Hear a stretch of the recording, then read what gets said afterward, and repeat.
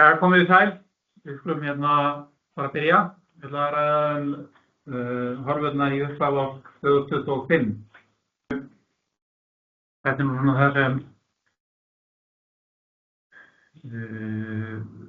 hagvöxtur undanfarinna ára hagsveiflurnar. Þeim stjórna fyrst og fremst af sveiflum í fjölda ferðamanna. Einu sinni var það sjávarútvegurinn, núna er það fjöldi ferðamanna. Þeir hurfu þarna skeið 2020 og 2021, en þá komuðu mjög hratt aftur og vöxturinn 2022 var svo mest í 50 ár, samtals 20% hagvöxtur þessi 3 ár, 2021, 2022 og 2023. Árið 2022 var framleiðsluspenna ekki langt frá því sem var 2007, segir Seðlabankinn. En svo hægði svona aðeins á einu ári, ferðamönnum fjölgaði ekki sem þetta 2024, framleiðsla jókst lítið og störfum fjölgaði miklu hægar en áður og lausum störfum fækkar aðeins úr 2,8% á heild á þriðja ársfjórðungi 2023 í 2,4% 2024 og það dregur aðeins úr ráðningaráformum fyrirtækja sem Seðlabankinn hefur verið að fylgjast með og fleiri. En samkvæmt tölum Hagstofunnar þá er atvinnuleysi ennþá mjög lágt og atvinnuþátttakan er mikil. Það vísu er smá misræmi þarna. Atvinnuleysi á mælikvarða Hagstofunnar sem lækkar en skráð atvinnuleysi sem Vinnumálastofnun heldur utanum heldur á uppleið. Arnaldur Sölvi hefur nú verið að tala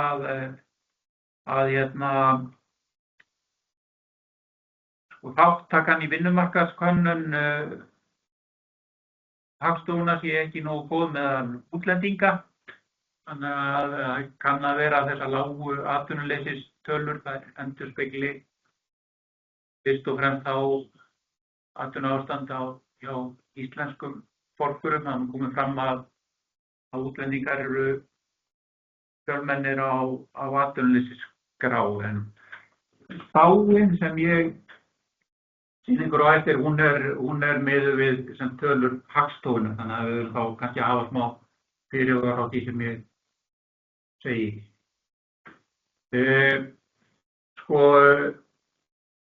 Það er náttúrulega þessi mikli hagvöxtur á árunum sem eru nýliðin, sem 21, 2 og 3.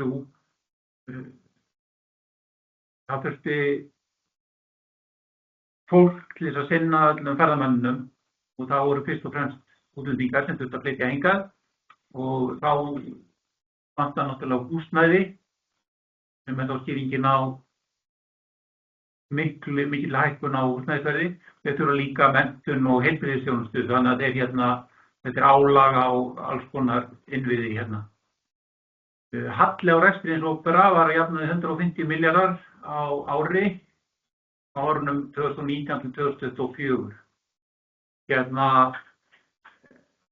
Þarna voru náttúrulega farsóttin, það voru alls konar aðgerðir til þess að draga úr atvinnuleysi vegna hennar og svo kostaði náttúrulega húsin í Grindavík kostuðu líka sitt.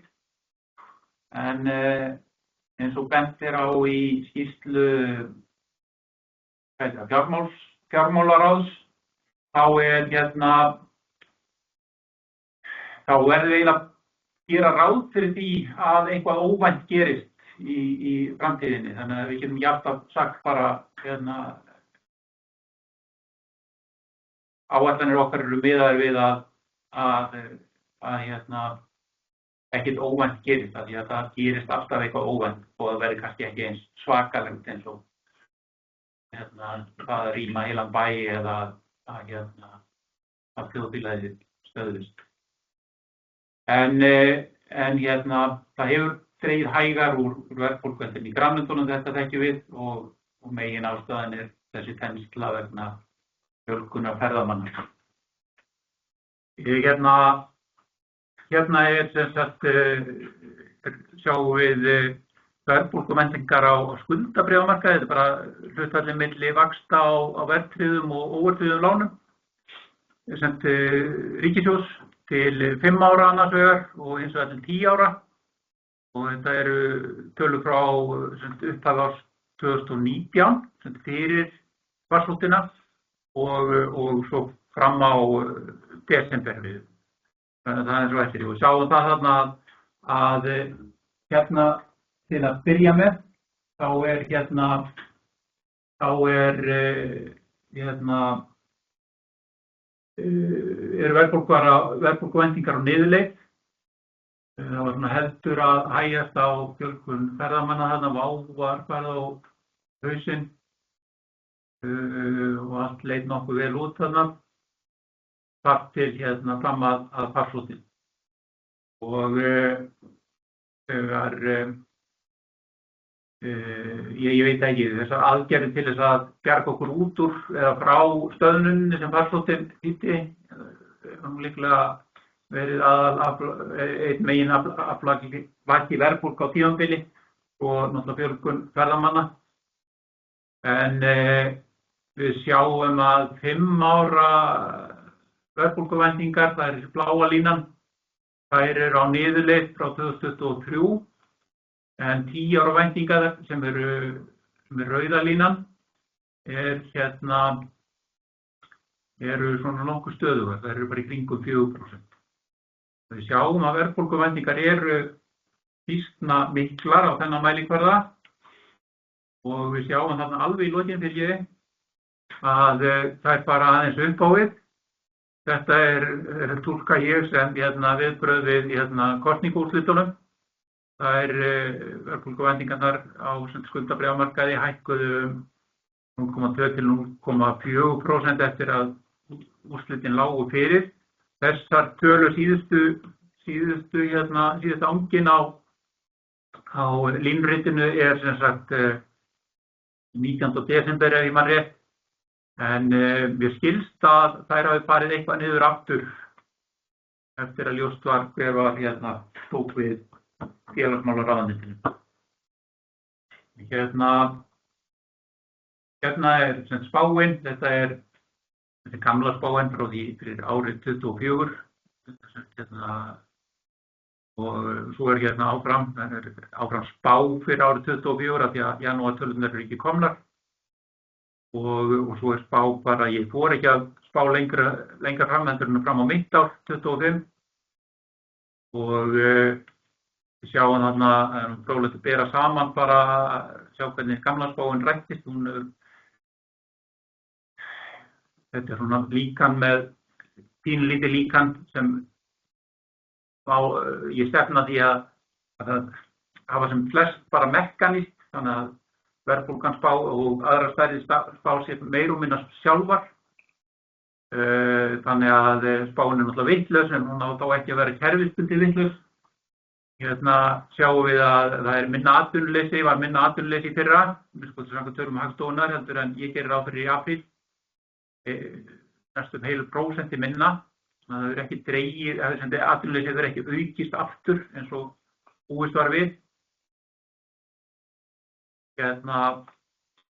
Verðbólgutöldar eru lægri og ég náttúrulega, janúartalan er spá, ég er með 4,9%, og kvika var í gær með, af því að janúartalan á eftir að koma fram, með 4,8%, svo var Íslandsbanki ef ég man rétt eða Arionbanki með 4,6% ef ég man rétt.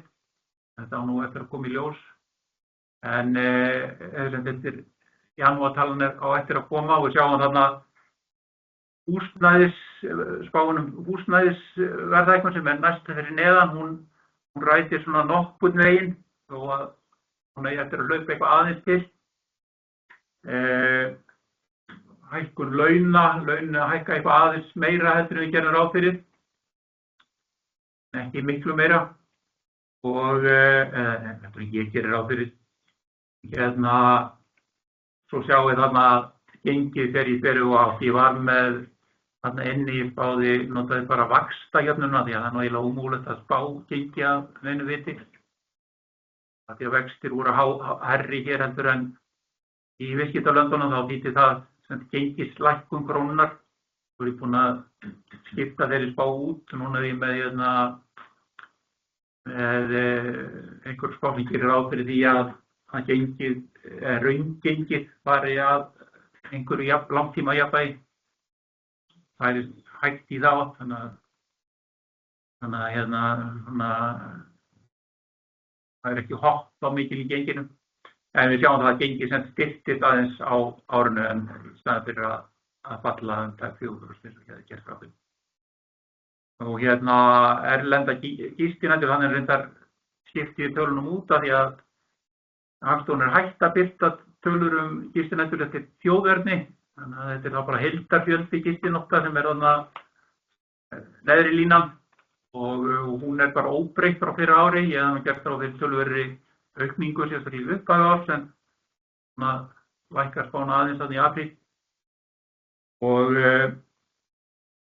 svo eins og þið sjáið, ég gerir ráð fyrir bara atvinnuleysi haldi áfram að vera lítið fyrir hluta árs.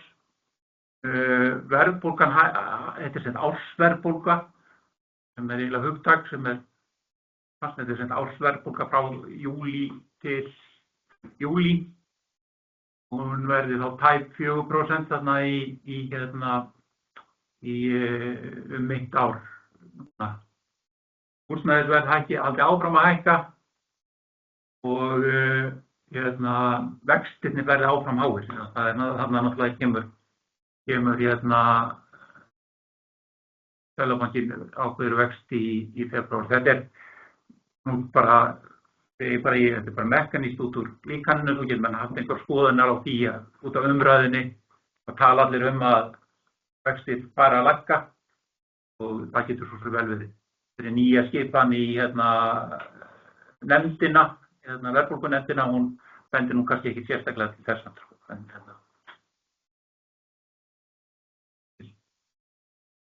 Má spyrja það? Engar spurningaleiðar. Jú.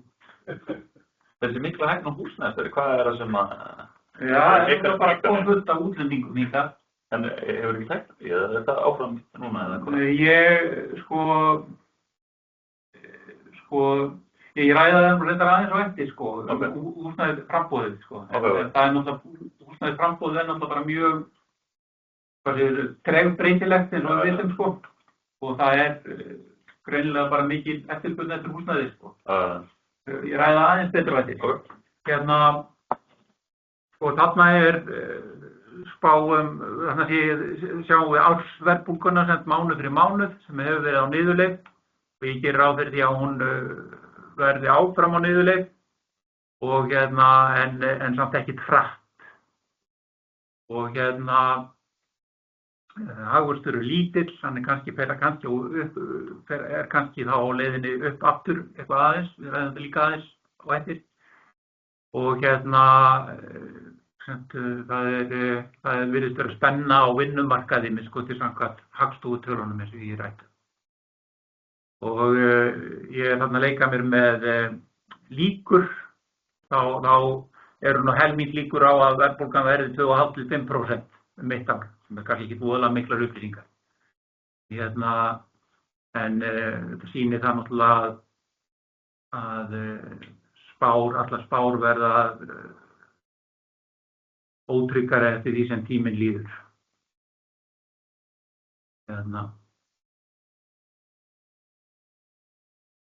Náttúrulega, já.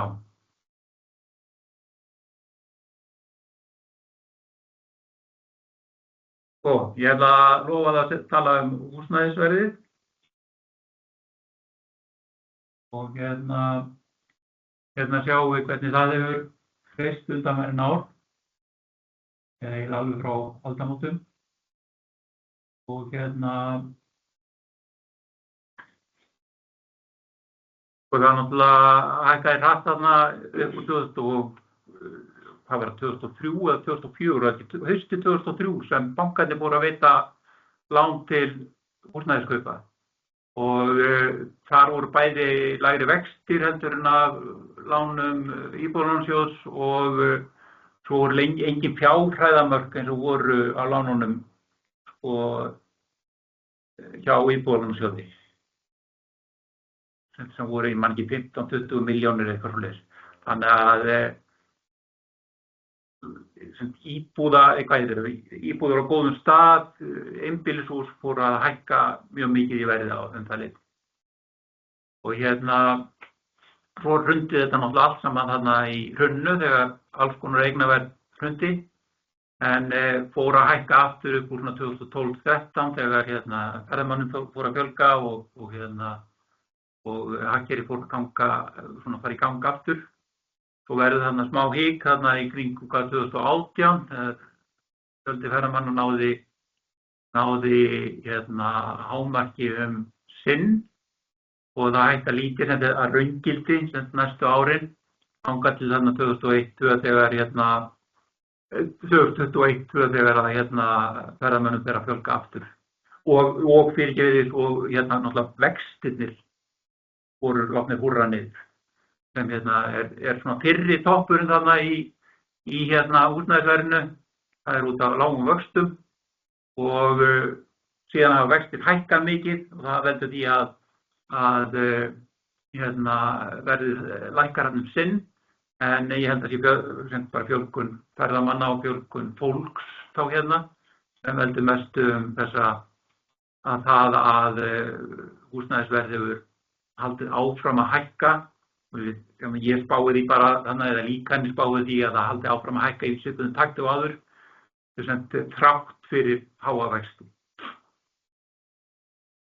En svo það sem fróðlegt að skoða að húsnæðisverð hér hefur eiginlega samt þrátt fyrir að það séu íslenskar skýringar og miklu af þessum sveiflum, þá hefur það ekki breyst neitt gjörólíkt því sem í öðrum löndum.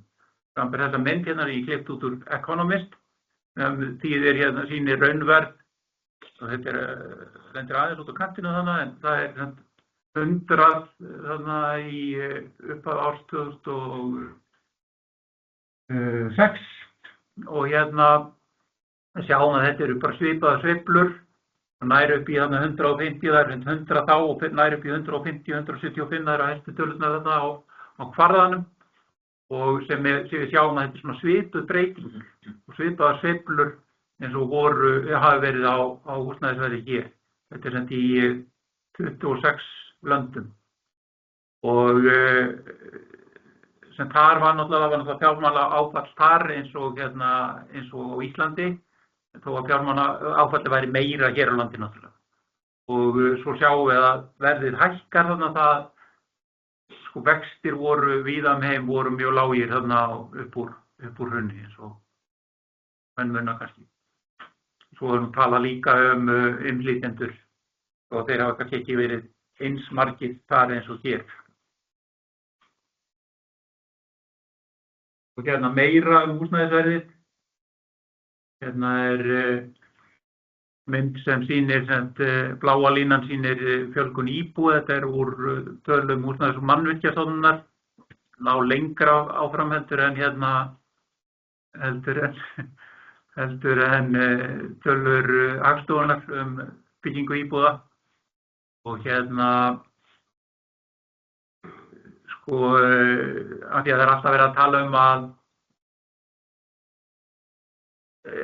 að það sé skortur á íbúðum, sem það náttúrulega og það gangi hægt að fjölga þeim. Þá sjáum við að þetta nú þrátt fyrir allt töluverður toppur þarna á myndinni. Það var eitthvað heldur minna byggt, það munar samt ekki, munar innan við 5% sýnist mér á því sem var byggt á árunum 2019-22 heldur en því sem var byggt lokið við af húsnæði árunum 2005-2008. Þannig að það getur vel verið að það gangi hægar að fjölga húsum í þrengslunum í Reykjavík heldur en eða verið að taka ný hverfi til byggja ný hverfi, en það samt fjöldi húsbygginga hefur brugðist töluvert við þessari hækkun á húsnæðisverði sem við sjáum þarna á rauðu línunni. Þetta íbúðaverð deilt með byggingarvísitölu, íbúðaverð deilt með byggingarkostnaði þá. Við sjáum að þessi kúrfa hækkar hægt en kannski 40% í allt frá því sem var þarna 2010-11. Og svo náttúrulega síðustu árið þá fækkar nýjum íbúðum úr 4.500 rúmlega það niður í rúmlega 3.000 þannig árið 2023 og 2024 og það var náttúrulega háir vextir sem gera verkum að menn halda sér höndum svolítið í nýbyggingum en þetta samt að bætist töluvert við og það kannski að það hægir á frambúðinu ég veit ekki, nýju frambúði það kannski eina af skýringunum á því að íbúðaverðið það náttúrulega bætist ennþá við en kannski ekki eins hratt eins og myndi vera ef vextirnir væru lægri. Vitum við það náttúrulega þegar vextirnir lækka þá hækkar verðið sko, maður veit ekki alveg hvað þetta. Og þetta er nú tafla sem upp úr skýrslunni okkar Gylfa frá því í haust. En Sigurður, finnst það verðið eftir þennan kúb sem fór upp þarna, þá verðið ennþá að hækka. Já. En þá ekki eftirspurning vantarlega að aukast meira, en ekki þannig, hvað er eftirspurning? Jú, sko, en náttúrulega,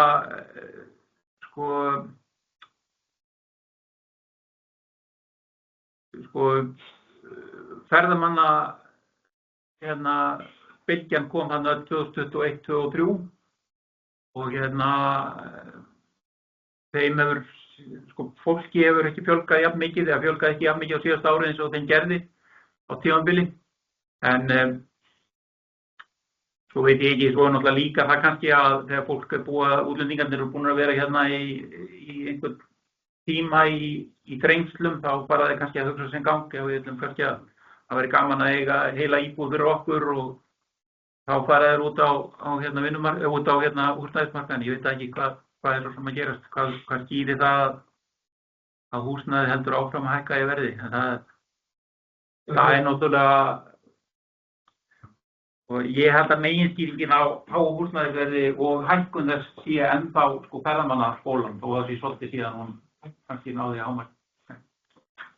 Fólk sem á 20 milljóna, ef það sér það mynd, þá sér að frambúð að fara niður. Þess vegna núna þessu næsta ári mun húsnæðisverð fara mikið upp því að vextirnir fara niður. Já, akkurat. Verðið á vaxtalækkun. Já, akkurat ég veit að sumir gera það er að hika við að selja því að búist við vaxtalækkun. Þannig að það gæti líka verið einhver svona bara væntingar þeirra sem eru að selja húsnæði hafið þannig áhrif á hækkandi húsnæðisverð, ég veit ekki.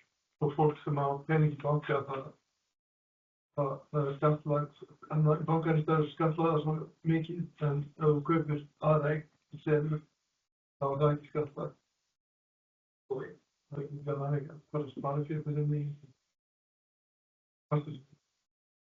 Þegar verðbólgan er skattlagð bankareikning en ekki fasteignakaup. Nei, akkurat.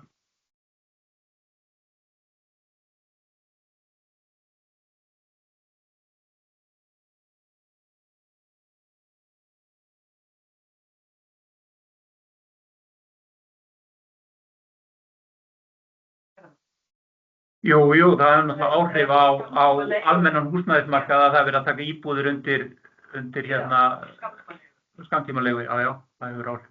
Við sjáum bara núna að það eru 20 íbúðir í sölu einhvers staðar og það eru kannski 10-15 að selja eftir fagþjónustustað. Já, fagþjónusta geta náttúrulega verið á ýmsu tagi. Það getur bæði verið ferðamannaþjónusta og geta líka verið bara leigufélög. Oft er þetta í húsnæði þá til skammtímaleigu, mjög gætna. Já, akkurat. En það minnir mér að það hafi nú verið lagt til í haust að þau mál eru eitthvað skoðust, ekki? Já, ég var ekki búinn með þetta. Þetta er sem fjöldi íbúða, bara samkvæmt húsnæðis mannvirkjastofnun sem sjáum að þeim fjölgar töluvert og á árunum 2024 þá fjölgar íbúðum sem hér á landi 15.000, það er heilmikið. En fjölskyldum, Hagstofan telur kjarnafjölskyldur 20.000. Þannig að sjáum að fjölgunin í fjölskyldum með meiri heldur en í íbúðum. Þannig að það er Já, kannski við mætti byggja meira og mætti kannski gera eitthvað til að líka eitthvað fyrir fjölda húsbygginga, en það er náttúrulega rosaleg breyting þarna á bara eftirspurnarhliðinni. Og við sjáum það að þetta eru 20.000 sem bæta svona við á 4 árum. Hvað voru fjölskyldunar hvað er Grindvíkingar margir 3-4.000 eitthvað svoleiðis. Og fjölskyldur fá það kannski helmingurinn 2.000. Þannig sjáum að þó að munin náttúrulega heila Grindavík á húsnæðismarkaði þarna 24 þá er þetta miklu meiri, þetta er ráðandi. Það er innflutningurinn, fjölgun fólks ræður mestu ástandið á húsnæðismarkaði.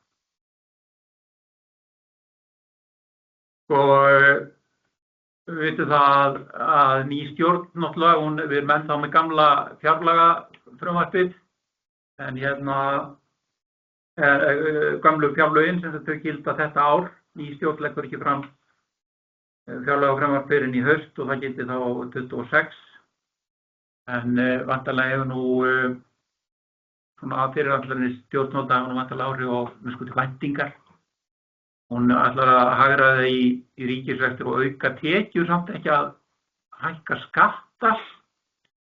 Ná stjórnar og fjármálum ríkisins, þetta er sem stjórnarsáttmálunum, skapar skilyrði fyrir lækkun vaxta, meðal stöðugleikareglu sem er góð hugmynd, stöðva hallarekstur, en hvernig ætlar hún að ná þessum markmiðum, hún ætlar að hagræða, einfalda stjórnsýslu og að sameina stofnanir, bæta skattskil, það er nú einhvern tíma verið talað um það áður, loka glöfum og fækka undanþágum í skattkerfinu. Þetta er allt saman eitthvað sem menn eru margir sammála að ætti að gera og ætti sjálf sér ekki að vera stefnubreyting, en nýjungin þannig er kannski þessi stöðugleikaregla. Réttlátt auðlindagjöld, þar eiga skattar að hækka, sem renni að hluta til nærsamfélagsjá. Og auðlindagjöld meðal annars fyrir aðgang ferðamanna að náttúruperlum, meðan unnið er á útfærslu verði innheimt komugjöld sem ég skil sem komugjöld til landsins og talaði innheimtu veggjalda í samhengi við áform í samgöngumálum. En og nýja stjórnin ætlar líka að auka útgjöld. Þá hefur kraftmiklar framkvæmdir allt land í samgöngum, talaði jarðgöng og fleira og náttúrulega tengja því þá þessi áform veggjöld.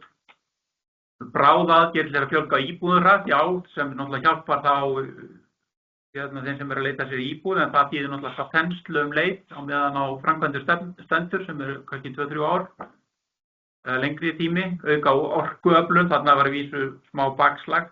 Það var auglýsing í Morgunblaðinu í vikunni, þetta á sunnudaginn, þar sem segir nú fyrir í hönd eitt mesta framkvæmdatímabil í sögu Landsvirkjunar, en það þarf að afla orku fyrir orkuskipti og almenna þörf samfélagsins á næsta árum. En svo náttúrulega, og við vitum það að þegar sagt er eitt mesta framkvæmdatímabil í sögu Landsvirkjunar, þá er það eitthvað mikið af því að þær hafa verið miklar undanfarin ár, en svo er náttúrulega komið bakslag í það með þessum dómi þarna í fyrradag Hvammsvirkjun, sem þýðir þá kannski eitthvað hik á þeim, eða töf á þeim framkvæmdum. Var dómstólar þeirra berjast við verðbólgu? Ég veit það ekki, kannski já. Stöðva strax kjaragliðnum launa og lífeyri, þetta var að hækka lífeyrin, þetta kannski skiptir ekki miklu máli í ekki mikil áhrif á þenslu, en kannski einhver. Stíga stór skref til að uppræta fátækt og það er svona almenn ummæli, styðja við listir og menningu, það er svo sem það kannski ekki að vera dýrt, hefja sókn í menntamálum. Og náttúrulega gera bæði með miklum útgjöldum og líka kannski með einhverju öðrum hætti. Breytingar á fæðingarorlofskerfinu, styrkja afkomu öryggi fjölskyldna. Þetta er allt saman útgjaldatillögur, Það gert ráð fyrir töluverðum útgjöldum, en tekjuhliðin er svona kannski óljósari og náttúrulega vonandi að stjórnvöldin taki vel upp með þessi hagræðingar áform sín, en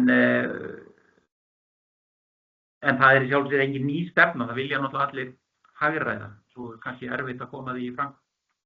Og fyndið, þegar það voru að lýsa allir þessum markmiðum, við byrjum að fátækt og bla bla bla, og það að spyrja hvernig á að fjármagna þetta, og það við höfum svo mikið tröst til Daða Más, hann á bjargkvöldu. Ja, hann mikið sem hvílir í honum, sko. Þetta lítur að mikið hann. Já, þetta tekið upp, þetta spennt á það. Þetta tekið upp. Þetta eru þetta áform tekjuöflun og kannski ekki alltaf þessu, sko. Hærra veiðigjald gæti í mesta lagi kannski hægt að ná 10 milljörðum með góðu móti þannig, kannski 15 milljörðum eða væri tekin upp hvað heitir að kvótarnir var innkallaðir og þeim innkallaðir á 20 árum með eitthvað slur. Mér minnir að Daði hafi talað um það að hvað þýtti að svona helmingur rentunar undir renna til ríkisins, og rentan er ég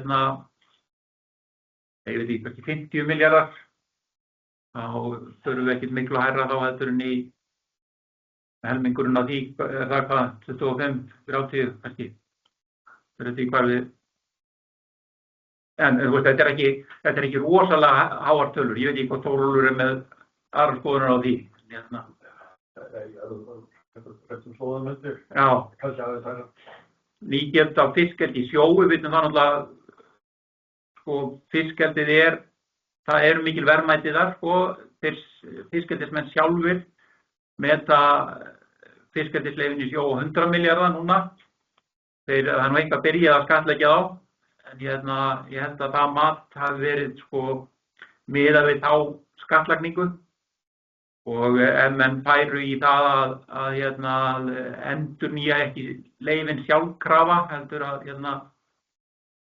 það má líka auka aðra skatta svo sem, sko, það má annarkvort setja verð á leifin eða auka aðra skatta, það er kannski, ég veit ekki, 3-5 milljarðar þar eða eitthvað svoleiðis. Svo er náttúrulega kannski aðeins hærri tölur þarna, virðisaukaskattur af ferðamönnum, ef hann hækkaði úr 11% í 24%, það eru nú 15-20 milljarðar. 15 milljarðar var mat Maríasar og sem hann gerði fyrir þá félaga þarna, já, sem Birgi og Ragnar í skýrslu sem var gerði í fyrra. 20 milljarðar er mat OECD held ég á því sama. Og en sko ég er ekki viss að það standi til, ég veit ekki hvort að sko þeir ætla að draga úr undanþágum skatta undanþágum. En ég veit ekki hvort að sko samræming á virðisaukaskattshlutfalli er hluti af því, ég efast að segja það. Það er stærsti liðurinn þarna, skatta eða tekjuliðurinn þarna. Komugjöld af ferðamönnum, þá er ég nú bara að hugsa fjölda ferðamanna og náttúrupassan sem var ræddur fyrir nokkrum árum og talaði með því 3.000 krónur og vísu við erum orðið einhver verðbólga síðan, en 3.000 sinnum 2 milljónir eru 6 milljarðar. Veggjöld, eitthvað óþekkt tala, þannig að þessi tekjuaukning þarna sem held ég svolítið bjartsýni, 36 til 46 milljarðar, eitthvað vel undir 50 milljörðum að mér korti og kannski líklega ekki miklu meira en, ég veit ekki, 30. Svo á móti þessu koma náttúrulega þá áform nýju útgjöld. Hallinn hefur verið 125 milljarðar á ríkinu undanfarin ár, kannski minnkar það því að við gerum ekki ráð fyrir Grindavík eða fleiri ágöllum á því tagi, en svona kannski það er eitthvað að gerast töluvert til að loka þessum halla. Þannig að það er svona horfur á því að það verði áfram sem sagt eftirspurnaþrýstingur úr frá ríkisfjármálunum. Og eitt kannski aðeins gamals og þó ekki, það svarta hagkerfið. Að því að stjórnin ætlar að bæta skattskil eins og allir vilja. En svo þegar á að fara að gera eitthvað þá kannski hika menn. Því að þá mótmælir einhver. En menn hafa gert þetta í Svíþjóð og Danmörku. Þar var sem seðlum í Svíþjóð var seðlum skipt út árið 2015.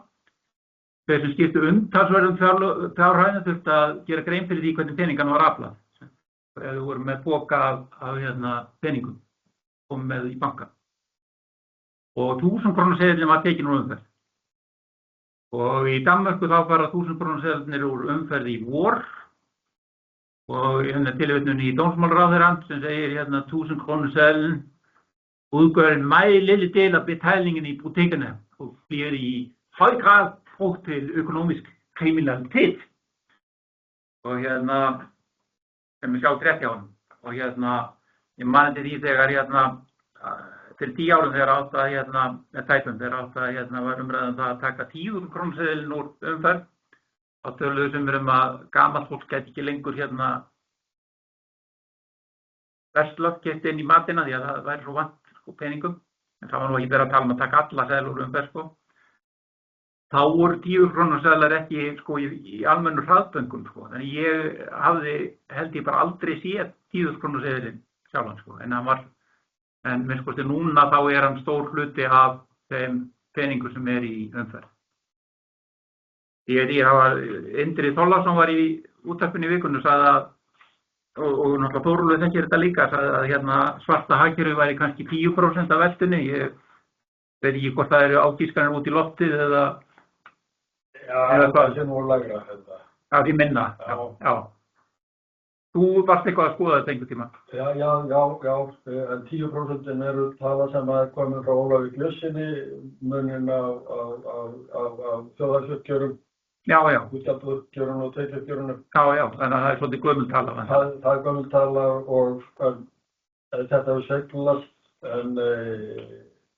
og fór niður svo má gera ráð fyrir að með alþjóðavæðingun þá var það farið upp aftur. Þannig að en ég hygg að 10% kannski í hærri kantinn. Já.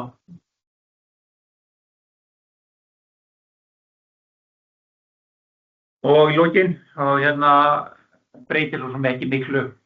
Ég spái bara áfram háum brauðvöxtum, háum meginvöxtum Seðlabanka. En það tala allir að vextir sé á niðurleið, sem kannski ekki óeðlilegt ef hefur hægt eitthvað á hagvexti. Vextir lækki í þrepum í 7,5% í júní. Þetta náttúrulega örfáum mánuði sem hefur verið að spá til, þannig að þá gerir ég ráð fyrir að atvinnuleysi dragi saman 0,1% og ársverðbólgan hækki úr 3,8 í 3,9. Þetta einhver smá breytingar. En húsnæðisverð það hækkar en breytingin meiri þar. Sjáum ef þetta rétt sem náttúrulega eins og við vitum, þetta bara spá, þá ennþá bara sama spann á húsnæðisverðinu.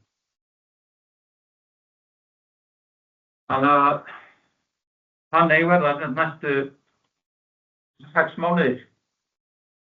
Ég búinn að segja það sem ég ætlaði að segja. Ekki mjög mikla breytingar hjá þeim? Nei. Það væri ekki aðeins meiri ef þetta væri allt árið. Ég þorði bara ekki að spá lengra því að það væri komin ný stjórn sem myndi kannski breyta bara öllu. Það veit ekki alveg hvað gerist. Hver munurinn á öðrum og þriðja dagsnum? Janúar 25, spá í janúar 25. Já, þetta hér spá fyrir sem árið í ár. Þetta spá ennþá að því bara tölurnar eru ekki komnar. Þetta spá fyrir árið 24 og þetta spá að því að janúar tölurnar eru ekki alltaf komnar. Þessi tveir dálkar eru spá fyrir árið 25 eða fyrir helminginn af því. Þetta spáin að með þessum háu vöxtum mínum, háu meginvöxtum. Síðasti dálkurinn spá með vaxtalækkunarferli sem að byrja á.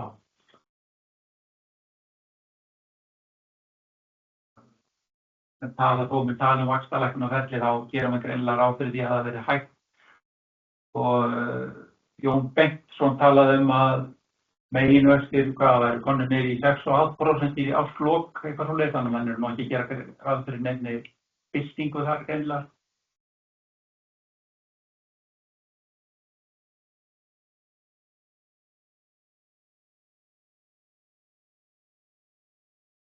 Það fannst þér merkilegt að það væri ennþá há hækkun húsnæðisverð? Já, en ég kaupi alveg rökkein, sko.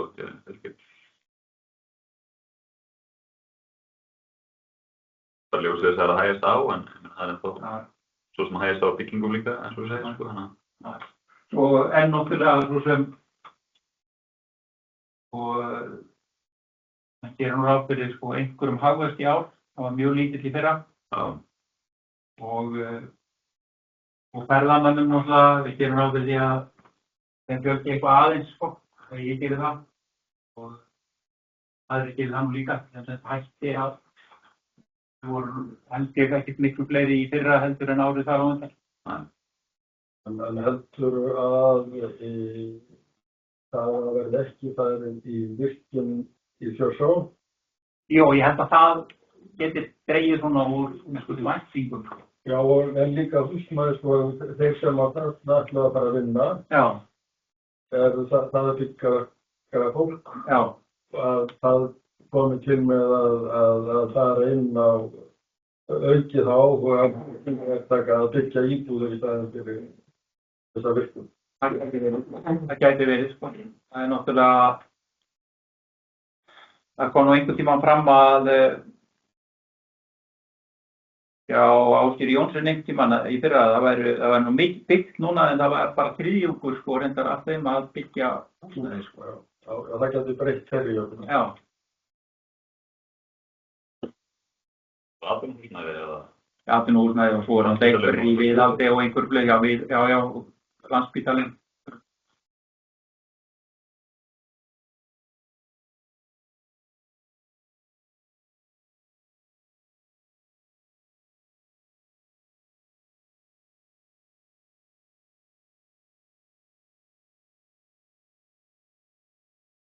Eitthvað fleira sem þið viljið segja áður en við hættum? Þessi verðbólguspá, hvernig er þetta í samræmi við að spá annarra en bankana og seðlabankans? Fannstu það? Ég hef nú alltaf verið aðeins hærri heldur en þeir, sko. Og það er reyndar aðeins óþægilegt með seðlabankan, sko. Hann verður náttúrulega með betra líkan heldur en ég og stærra og flottara. En og hann er miklu nær alltaf eftir því sem nær dregur, sko. Nær sem einu rétt á sanna, en það er eins og komið fram, hann sko byggir sína spá á því að meginvextir verði nógu háir til þess að verðbólgan komist niður í markmið á 2 árum. Það er bara forskriftin á spánni. Og það væri ágætt, sko, ef hann byrti þá segði þá leið hvað hann telur að þurfi háa vexti til þess að koma verðbólgunni niður í það, en hann gerir það ekki og það er svolítið óþægilegt. Það væri, held ég, Gylfi getur kannski frætt okkur meira en það af hverju það er ekki, en það var einu sinni þá byrti hann sko spá sína eigin vexti og ég sá daginn að Seðlabanki gerir það í Svíþjóð, byrtir hann spá sína meginvexti fram í tímann, en það væri verðmætar upplýsingar að fá að vita hvað hann gerir á fyrir háum vöxtum í sinni spá. Það er ekki gert vegna þess að nefnd sem ákveður vexti. Já. Það er nógu erfitt með að ákveða vextin í dag. Já. Það er að ákveða vexti alveg fyrir mánuði, mörg ár fram í tíma, gengir ekki.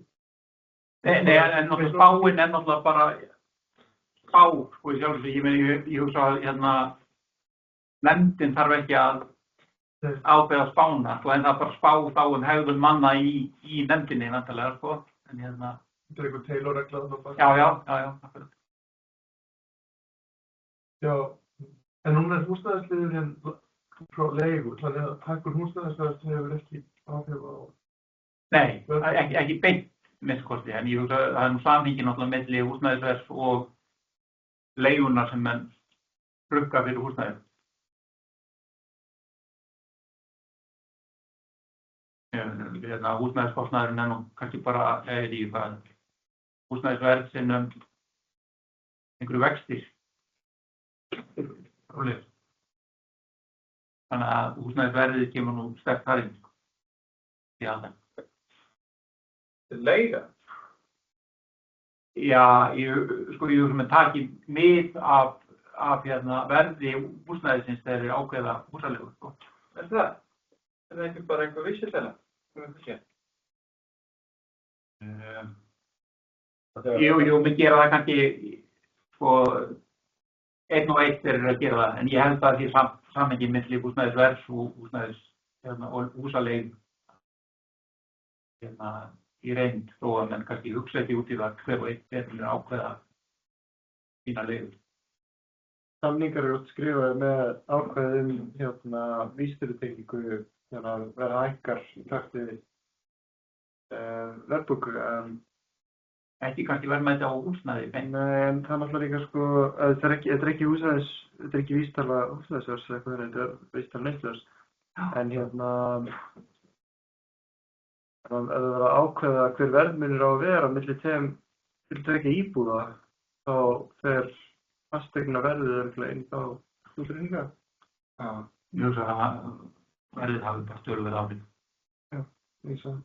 Vísitölubindingin er til þess að leigusalinn geti hækkað jafnt og allt árið. Annarkvort að 3 mánaða fresti eða mánaða fresti. En svo þegar hann færir nýjan leigjanda, þá getur hann sett nýtt viðmið og þá væntanlega horfir hann á verðkostnaðinn við að þjónusta lánin og hvaða ávöxtun hann tekur á eigið fé, allt þetta. Þá náttúrulega í eigið fé þá fyrir náttúrulega verðslóðin sem það er. Eitthvað fleira sem við viljum segja, það er bara komið.